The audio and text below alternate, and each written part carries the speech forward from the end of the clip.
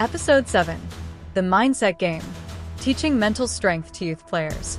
Welcome to the 90-Minute Mind, the podcast where soccer meets the soul of development, from youth to pro, from drills to dreams.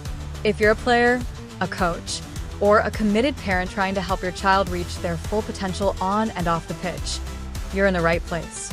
Today, in Episode 7, we turn the spotlight to something that doesn't show up on stat sheets or highlight reels, but often decides who makes it and who breaks under pressure: the mental game. We're talking about emotional resilience, the psychology of growth, and how to guide young players through the ups and downs of their soccer journey without burning out or breaking down. This is a topic that doesn't just shape performance, it shapes identity.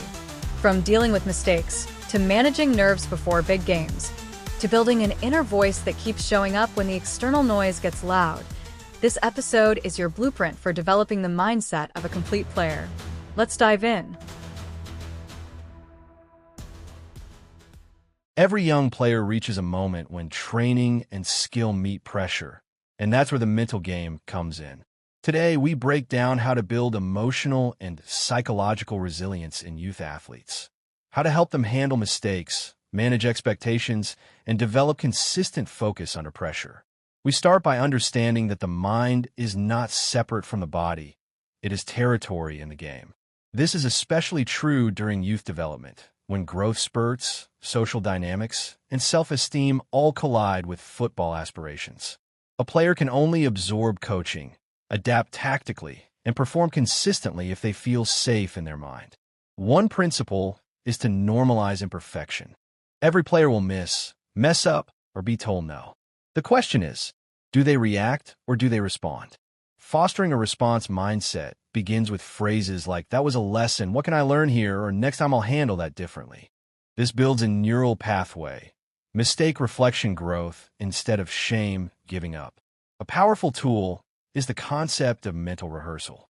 Even young players can benefit from guiding them through imagining situations: a penalty kick, a tight 1v1, a coach's criticism.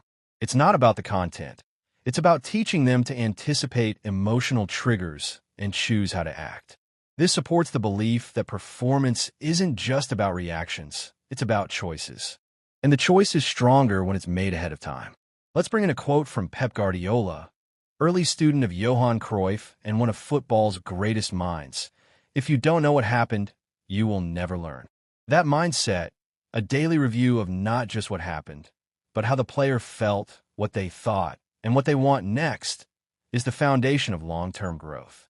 Another key element is pressure management.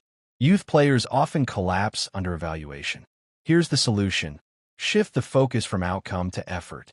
A post-game or post-session conversation with a player might follow this format.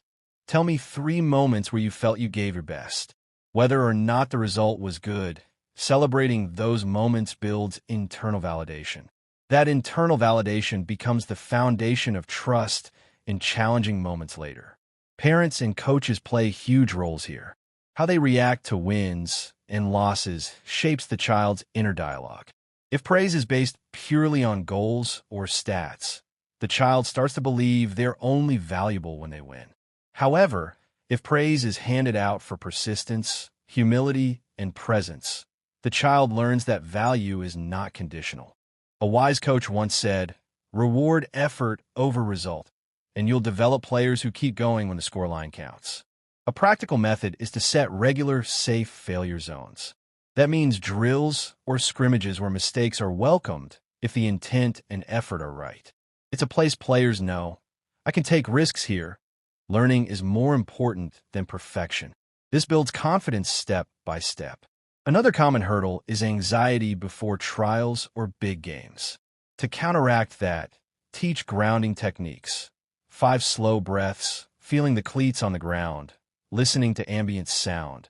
This shifts attention from fear to presence. It's the difference between thinking, "What if I fail?" versus feeling, "I'm here, I'm ready, I'm focused." Goal setting takes a different shape when mindset is integrated. Instead of setting purely technical goals, make 5 successful passes, pair them with mental goals.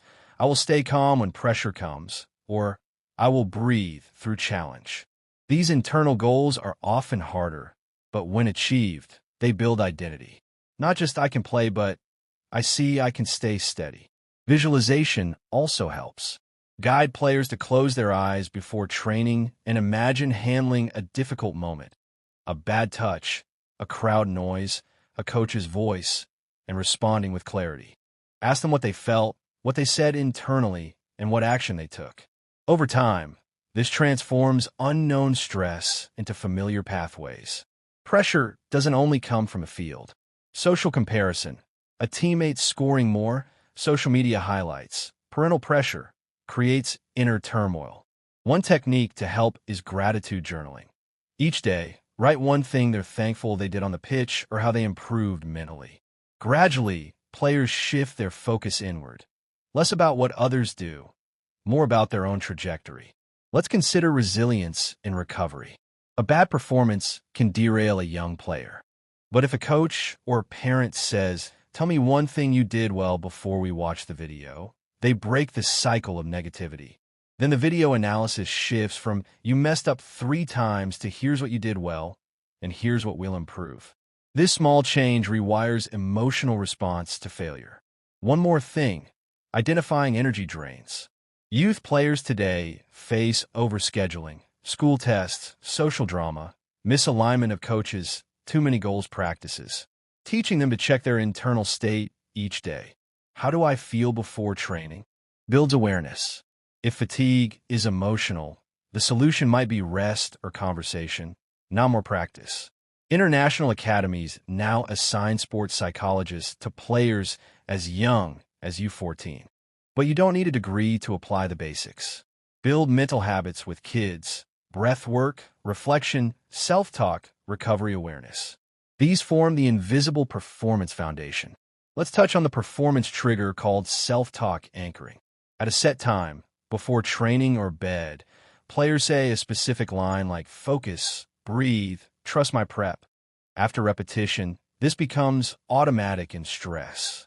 It creates space between stimulus and reaction. Finally, it's key to remember, mental habits take time. It's not a checklist. It's a journey. Today's mistake, carried with grace, becomes tomorrow's insight. Repeated over weeks, players internalize calm and clarity. That's it for today's episode of the 90-Minute Mind. If there's one takeaway, it's this. Mental strength is not something players are born with. It's something we build together. One reflection at a time. One challenge at a time. One breath at a time. We can coach the mind just like we coach the pass, the shot, or the first touch. And in a game where pressure reveals character, the best teams don't just train skills. They train presence, focus, and emotional control. If you found value in today's episode, share it with a coach, a parent, or a young player who needs to hear it. Leave a review, hit that follow button on Spotify or YouTube, and check the link in our bio for access to tools and training journals that help take mental and physical development even further. Until next time, remember, the game is played in the mind before it's ever played with the ball. Train the mind, elevate the game.